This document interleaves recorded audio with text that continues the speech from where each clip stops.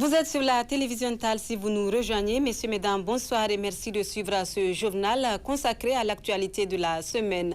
Niamey a accueilli la 3e édition de Youth Connect Sahel du 10 au 12 août 2026. Partenariat, formation, financement ou encore réseautage. Les attentes sont nombreuses chez les jeunes en quête d'opportunités pour développer leurs projets et renforcer leurs compétences. C'est une rencontre régionale qui réunit des participants de 10 pays du Sahel. Elle offre un cadre d'échange avec différents acteurs, mais au-delà de cette rencontre, quelles réponses concrètes aux défis auxquels font face les jeunes? Éléments de réponse avec Ibrahim Abdoulaye et Adam Abdelaziz. Formation, financement ou encore réseautage, les attentes sont nombreuses chez les jeunes qui cherchent à développer leurs compétences et à faire avancer leurs projets. À Niamey, ils sont réunis dans le cadre d'une rencontre régionale qui met en avant différentes possibilités d'accompagnement. Pour ces jeunes entrepreneurs et porteurs de projets, l'enjeu est désormais de transformer les échanges en opportunités concrètes. Je suis venu pour me former, continuer à me former. Vous savez, un entrepreneur doit être toujours en train de se former, de se cultiver. Je suis ici aussi pour chercher des partenaires.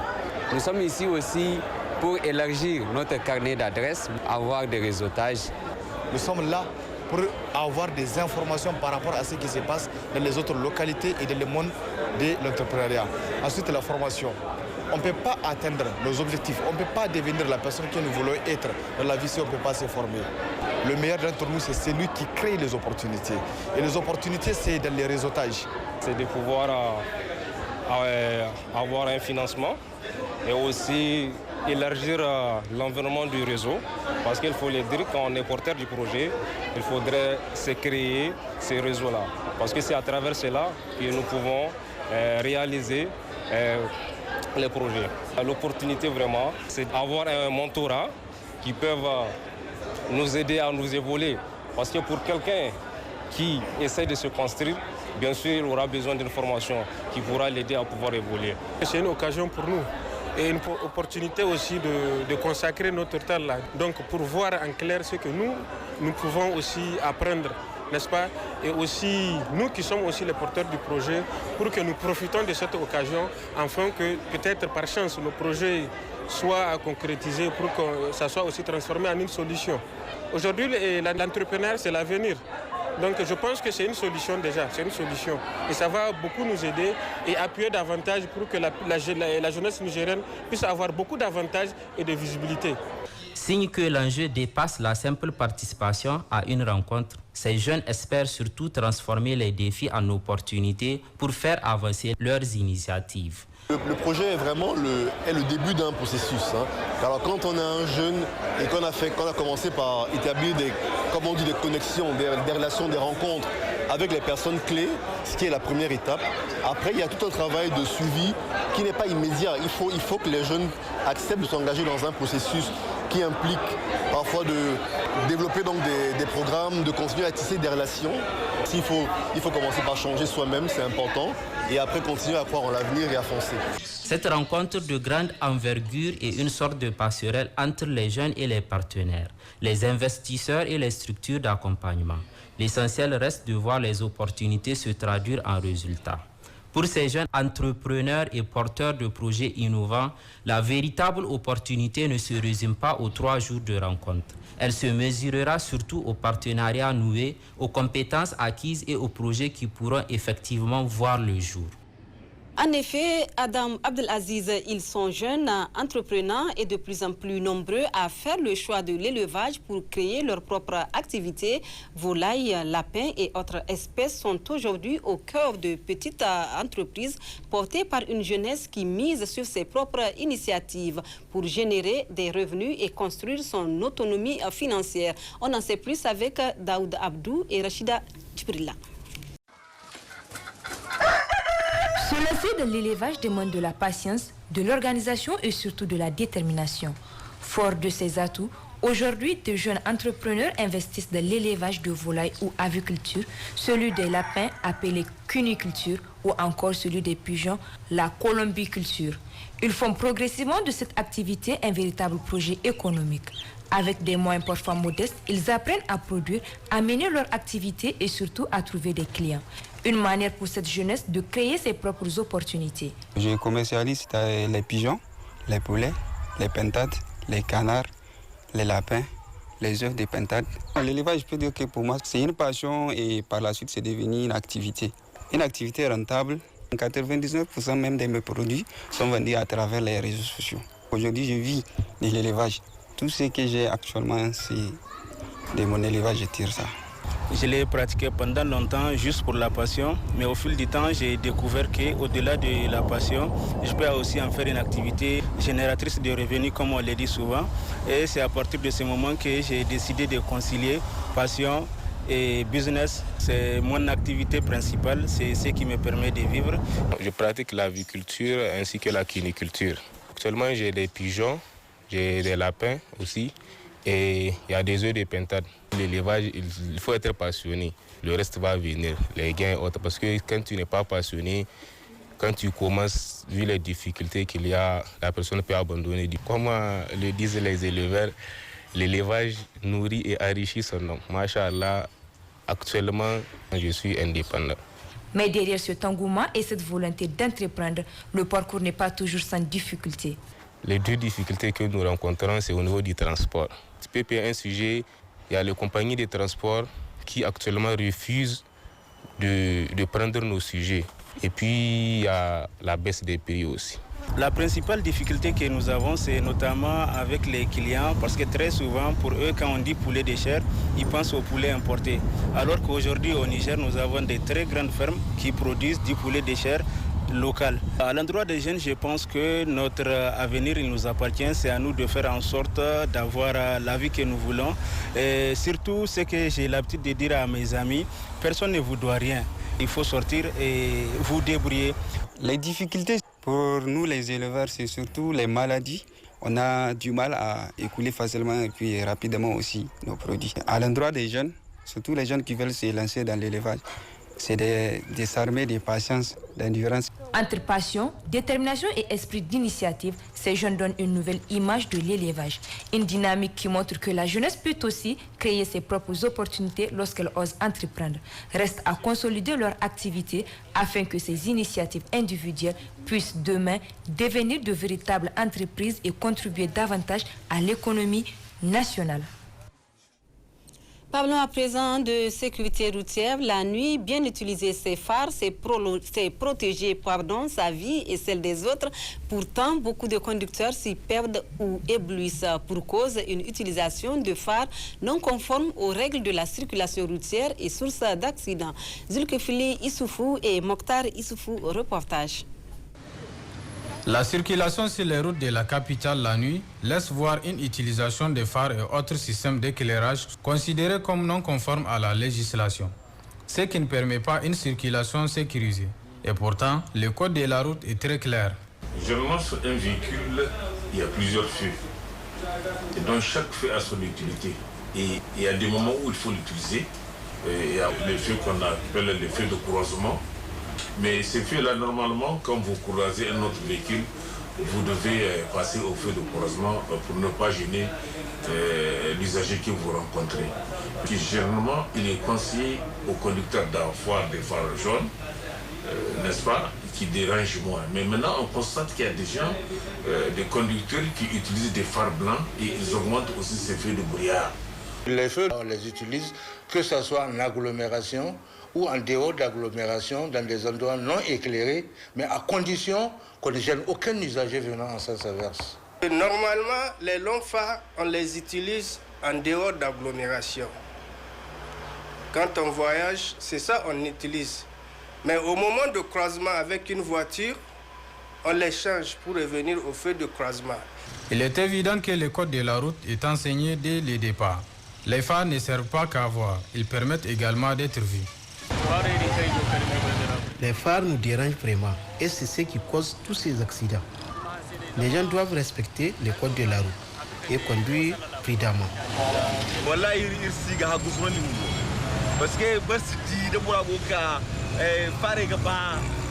Les gens ne conduisent pas bien vraiment. Certains phares dérangent. On lance un appel à l'endroit des autorités devient régulariser la conduite.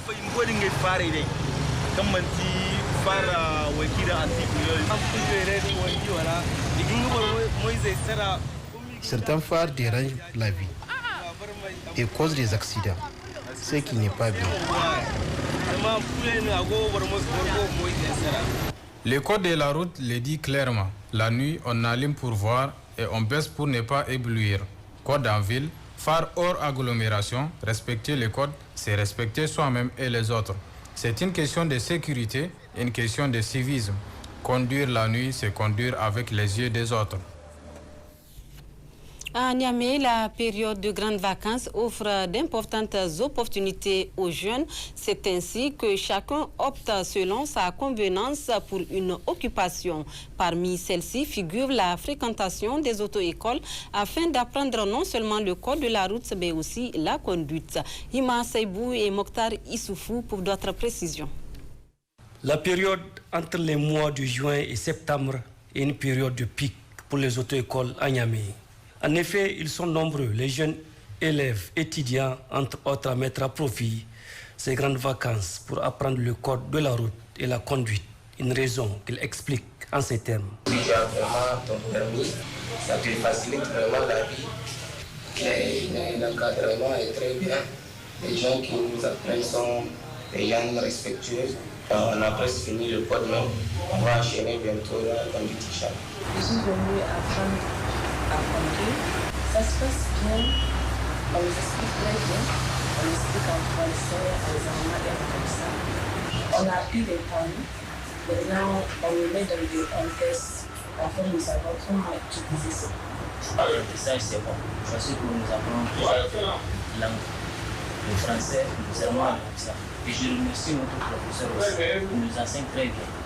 Il nous fait comprendre ce qu'on ne connaît pas et ce qu'on connaît aussi. Il nous fait tous les jours le même test. Pour certains moniteurs et responsables d'auto-école, cette période est déterminante pour eux. Non seulement la demande est forte, mais aussi la rigueur est de mise pour dispenser les cours et permettre à ces élèves d'obtenir cette licence de conduire. Pendant cette période de grandes vacances, il y a une affluence massive des élèves dans les auto-écoles pour apprendre le code et la conduite afin de profiter du temps libre. La formation est destinée aux jeunes âgés de 18 ans et elle est dispensée avec la plus grande rigueur pour leur permettre de bien maîtriser le code et passer avec brio l'examen de conduite. On a des élèves qui peuvent expliquer ou bien il faut changer au là. Donc c'est ça l'apprentissage. Il faut leur prendre des panneaux d'abord, leur montrer comment on coche les réponses sur le papier, voilà, et les situations de conduite. Tout ça là, on dit c'est déjà les situations d'apprentissage, c'est très facile. Si on a constaté qu'il répond à toutes les séries, moins de 3 fautes par exemple, ou bien 100 fautes à toutes les séries, on peut les envoyer à l'examen, on peut l'envoyer à l'examen, donc c'est normal. Mais s'il y a trop de fautes, il faut encore apprendre. Donc il y a trop de fautes. C'est pas bon d'aller à l'examen et échouer. Voilà, donc il faut être là ou rester jusqu'à essayer de corriger les différentes fautes. Cette période de grandes vacances donne la latitude aux jeunes de s'affirmer, chacun selon sa convenance. Si les uns ont opté pour les TGV ou encore les cours de vacances, les autres préfèrent apprendre à conduire. À Niamey, traverser la route sur un passage piéton n'est pas toujours synonyme de sécurité. Malgré les marquages au sol destinés à protéger les usagers, certains conducteurs continuent de forcer le passage ou de ne pas céder à la priorité aux piétons. Une situation qui expose particulièrement les enfants, les personnes âgées et les personnes à mobilité réduite. Le constat avec Zaradine Ali et Daoud Abdou. Par définition, le passage piéton est cette partie de la route aménagée afin de permettre aux piétons de circuler en toute sécurité sur la chaussée, généralement pour la traverser, vis-à-vis du trafic routier. Sur cette partie de la route, les piétons ont en principe la priorité. Et pour ce faire, il leur suffit de s'y tenir et d'indiquer clairement leur intention de traverser. Indépendamment de ces principes édictés par le code de la route, la réalité est tout autre sur les routes à Niamey. Certains piétons patientent longuement avant de pouvoir traverser.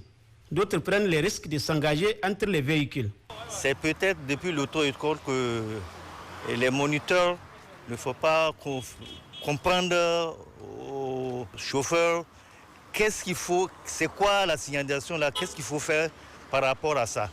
Et à part ça, il faut aussi que de temps en temps, les policiers, ou bien je ne sais pas, les policiers viennent s'arrêter au passage des piétons pour expliquer aux piétons, en même temps, les chauffeurs qui sont dans les véhicules, arriver à ce niveau, il faut aller doucement. Parce que c'est ça, ici les gens ne comprennent pas c'est quoi la signalisation là. Ils viennent à 50 à l'heure, ils rentrent, ils passent. C'est ça qui provoque à chaque fois les accidents, tout ça.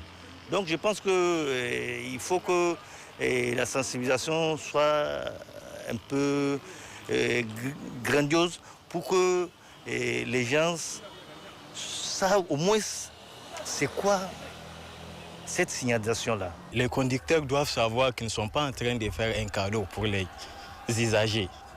C'est une obligation. Donc ils doivent respecter ça là. S'arrêter sur les passages piétons, obliger les piétons à contourner les véhicules là, va les exposer à la circulation et ils vont mettre leur vie en danger. Ça, c'est vraiment un comportement à bannir. J'appelle les conducteurs à ralentir suffisamment quand ils voient les panneaux indiquant un passage piéton, surtout au niveau des écoles. Parce que vous n'êtes pas seul à savoir que les enfants ont une autre conception du danger. Pour eux, les véhicules, c'est banal.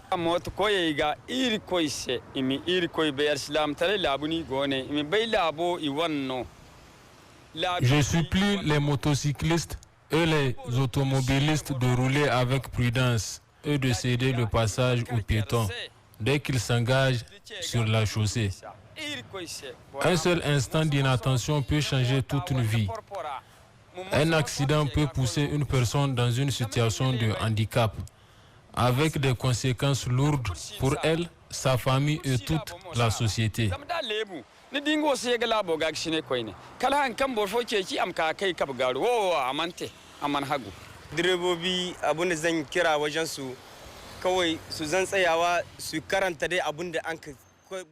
Nous invitons les conducteurs à s'arrêter et à prêter attention aux panneaux de signalisation en place au bord de la route.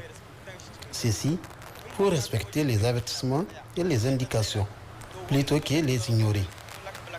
La plupart des gens ne s'arrêtent que lorsqu'ils rencontrent un feu rouge, mais ils ignorent les autres panneaux.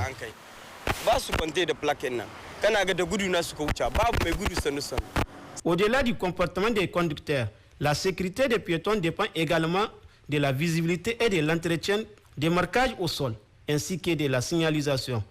À Niamey, le respect de ces aménagements reste donc un enjeu important pour réduire les risques d'accident.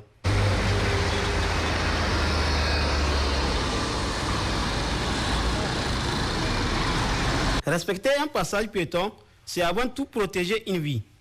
Face à l'augmentation des risques liés à la circulation, chaque conducteur est appelé à plus de prudence et de responsabilité. Quant aux piétons, la vigilance doit être de mise avant de s'engager. Et oui, un accident peut survenir à tout moment sur la route, à domicile ou sur le lieu de travail. Les premières minutes sont souvent déterminantes face à une victime. Savoir quoi faire, mais aussi les gestes à éviter, peut contribuer à préserver sa vie avant l'arrivée des secours. Hannatou Hamadou et Ibrahima Abdoulaye expliquent les bons réflexes. Au moment d'un accident, quelques secondes suffisent pour faire basculer la situation. Lorsqu'une personne est blessée, la panique ne doit pas prendre le dessus. Avant même de porter secours, quelques réflexes doivent guider. Il suffit juste de s'approcher de la victime, d'abord être sûr qu'on n'est pas en danger. Donc vous pouvez appeler. Normalement, si la personne est consciente, elle doit répondre. Les cas échéants, effectivement, on peut dire que la personne est inconsciente. Si elle ne répond pas, elle ne répond pas au stimuli, donc on peut déjà dresser le diagnostic du coma. Tout dépendra, si vous voulez, de la détresse du malade. Si, par exemple, s'il y a un coma et qu'on a vérifié qu'il n'y a pas de respiration, là, le geste qu'on doit adopter, c'est le massage cardiaque. Donc, si c'est le saignement, si vous voulez, il faut tamponner, il faut arrêter le saignement.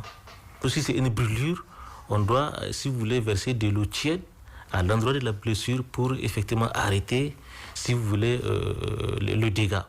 Une fois la situation sécurisée, le témoin doit évaluer l'état de la victime afin de pouvoir adopter les gestes qu'il faut avant l'arrivée des secours. Cependant, il y a également des gestes à ne pas faire, surtout pour un témoin non aguerri pour le bien de la victime. Quelqu'un qui n'a pas reçu la formation en secourisme, en cas par exemple de polytraumatisme, il n'est pas conseillé effectivement de trimballer le malade. Ça c'est extrêmement important. Parce qu'il faut d'abord s'assurer que la colonne vertébrale n'est pas touchée. Si la colonne vertébrale est touchée, tant que vous n'avez pas reçu la formation en secourisme, si vous essayez de bouger le malade, vous pouvez effectivement lui faire beaucoup plus du mal au lieu de le secourir. En cas d'accident, chaque minute compte. Mais entre précipitation et immobilisme, la bonne attitude consiste surtout à garder son calme, connaître les bons réflexes et éviter les gestes dangereux, source de complications. Changeons de registre pour parler de la puberté, cette période de transition où le corps de l'enfant se transforme pour devenir celui d'un adulte capable de reproduire. En ce moment crucial de la vie, filles comme garçons font face à des crises. Une de nos équipes a approché les spécialistes pour savoir comment se manifeste la puberté et comment y faire face. Rabia Maman Siraji et Ibrahima Abdoulaye. La puberté est une période où filles et garçons adolescents traversent une période de crise. Elle se caractérise par une série de transformations physiques et hormonales progressives qui marquent le passage de l'enfance à la capacité reproductive. La puberté est une période qui dure entre 2 et 3 ans. Maintenant, du moment où ça commence à l'âge de 8 ans chez la fille, donc déjà à cet âge-là, le parent doit être attentionné et remarquer les changements qui s'opèrent chez son enfant. Chez la fille, vous allez trouver le développement mammaire qui est là en première position. Après, ça va suivre l'apparition des poils pubiens. Et plus tard, 2 ans, voire 3 ans, l'apparition des premières règles. Chez le garçon, vous allez remarquer qu'il prend de la taille et il a une augmentation du volume testiculaire d'abord, sous l'influence de l'hormone folliculostimulante et une production de la testostérone. La voix qui devient grave. Maintenant, au cas où ces changements-là ne surviennent pas jusqu'à l'âge de 13 ans ou bien au-delà de 14 ans chez les garçons, là, les parents devraient s'inquiéter et venir faire une consultation pédiatrique pour chercher la cause de ce retard pubertaire. En psychologie, la puberté ne se limite pas au changement du corps. Elle déclenche une profonde métamorphose de la pensée, de l'identité et des émotions. Ce qui fait le point de départ psychologique de l'adolescence qui oblige le jeune à quitter le monde de l'enfance pour se construire en tant qu'adulte. Ils ont du mal à écouter parce qu'ils veulent s'affirmer en tant que personne. Ils ont leur modèle, leur choix. Tout ce qu'on peut dire, c'est parler aux parents. C'est une période, il faut qu'ils comprennent l'enfant. C'est une période qui va passer. Il faut qu'il soit démocratique et non autoritaire. Il ne faut pas trop imposer, sinon l'enfant va se révolter. Parce qu'il se sent déjà grand. Il faut aller doucement, sans forcer l'enfant, sinon ça va tout gâter. Ce qui fait des fois les fugues, non? Chez la fille, c'est plus grave encore. Mais chez les garçons, ça va encore. C'est beaucoup de choses. Mais il faut beaucoup plus parler aux parents, qui doivent comprendre que c'est une période passagère. Tout le monde passe par là. L'aspect sociologique montre également que la puberté n'est pas qu'un simple changement biologique. Leurs corps disent qu'ils sont prêts à intégrer l'âge adulte. C'est pourquoi certaines sociétés, à ce niveau, interviennent pour procéder à un rite de passage.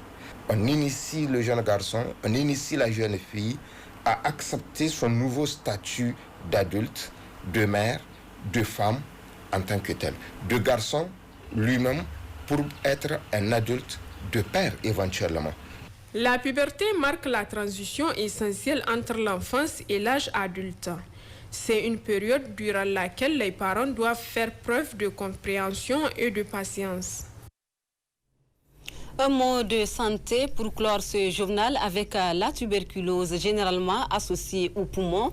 Pourtant, cette maladie infectieuse peut également atteindre les os et les articulations. Appelée tuberculose ostéo-articulaire, elle peut entraîner des douleurs, des difficultés de mouvement et dans certains cas des complications importantes. Retrouvons Zaradine Ali et Daoud Abdou pour des éclaircissements. La tuberculose des os est la forme dite extra-pulmonaire de la maladie. Elle peut atteindre différentes parties du squelette, notamment la colonne vertébrale, la hanche, les genoux ou encore les os longs. Contrairement à la tuberculose pulmonaire, cette forme n'est généralement pas considérée comme directement contagieuse. La transmission de la tuberculose concerne surtout les formes pulmonaires ou laryngite active. La tuberculose osseuse, elle contrairement à la tuberculose connue de tout le monde, qui est la tuberculose pulmonaire, qui se manifeste à peu près à 80% de nos patients, la tuberculose osseuse, elle prend un organe bien connu, donc les os. De manière générale, c'est tous les os qui sont concernés, mais c'est surtout les os de la colonne vertébrale qu'on appelle le rachis qui sont les plus concernés. La cause, c'est un germe qui appartient à la famille des bactéries. Donc c'est ce qu'on appelle le Mycobacterium tuberculosis. Donc cette bactérie, elle vit dans l'air. Donc c'est une maladie qu'on contacte de manière respiratoire. Donc c'est à travers la respiration qu'on inhale cette bactérie qui circule dans l'environnement. Les symptômes peuvent apparaître progressivement. Selon la localisation, les malades peuvent ressentir des douleurs persistantes, une limitation des mouvements ou une faiblesse de la partie du corps touchée. Lorsque la colonne vertébrale est atteinte, il peut notamment s'agir d'une tuberculose vertébrale, connue sous le nom de mal de Pau. Quand cette maladie commence à se manifester et que le patient n'a pas consulté, c'est-à-dire il aura des difficultés au niveau de la marche, au niveau de la position assise, au niveau de toutes les fonctions. Parce qu'elle atteint, donc à travers les os, elle atteint les nerfs, elle atteint les muscles et tout ce que le patient a l'habitude de faire. La prise en charge de la tuberculose osseuse, contrairement à la tuberculose pulmonaire qui, elle dure 6 mois seulement, la tuberculose osseuse, la durée du traitement, c'est jusqu'à 12 mois. Et là, la prise en charge, elle est particulière. Pour prévenir toutes les formes de tuberculose, il faut éviter le contact avec les personnes qui sont déjà infectées. Ça, c'est la première prévention. Et ça incombe à nous aussi, les praticiens, c'est d'abord de traiter ceux qui sont malades. Si on arrive à traiter tous ceux qui sont malades, donc la transmission devient moindre. Maintenant, pour une personne donc saine qui veut éviter la tuberculose, c'est les mesures barrières avec ceux qui sont déjà malades, de mettre 1 mètre entre le malade et la personne qui est saine. C'est le port de la bavette, comme ici nous on l'exige dans nos services. C'est aussi d'éviter de fermer porte-fenêtre quand on est dans le bureau avec un malade de la tuberculose, et aussi de partager le même verre par exemple, ou partager la même cuillère. Donc ce sont des mesures barrières qu'il faut respecter. La tuberculose est une maladie banale, elle existe, elle est un peu partout. Elle est malheureusement souvent méconnue. Mais sachez que cette maladie, elle a un traitement. Le traitement est sûr et nous avons un très bon taux au Niger ici de succès thérapeutique. Nous avons un taux autour de 90%. C'est-à-dire que nos malades qui sont diagnostiqués et connus, quand ils prennent les traitements, ils guérissent autour de 80% de nos malades, ils guérissent. Donc le taux de décès, le taux de perdu de vie n'est pas du tout élevé. C'est plutôt le taux de guérison qui est très élevé. Si jamais vous avez les signes de la tuberculose que je vais rappeler ici, c'est l'amaigrissement. Si quelqu'un il voit qu'il maigrit, si la personne voit qu'elle ne mange pas bien comme avant, si la personne voit qu'elle est toujours de plus en plus fatiguée, si elle voit qu'elle fait de la fièvre chaque soir, si elle voit qu'elle fait de la sueur nocturne et qu'elle sait qu'elle a été en contact avec quelqu'un qui tousse, qui crache, qui a la tuberculose, il faut qu'il sache qu'il y a un service de traitement de la tuberculose. Ce service pose le diagnostic même de la tuberculose, puis il les traite. Et le traitement est gratuit. Les examens de la tuberculose sont aussi gratuits et la guérison elle est presque sûre à 100%. Longtemps méconnue du grand public, la tuberculose des os nécessite une prise en charge médicale précoce face à des douleurs persistantes ou à une difficulté inhabituelle à mobiliser une articulation. La consultation médicale reste essentielle. Voilà qui nous amène à la fin de ce journal. Vous êtes nombreux à le suivre. Merci pour la fidélité à la télévision TAL. Au revoir.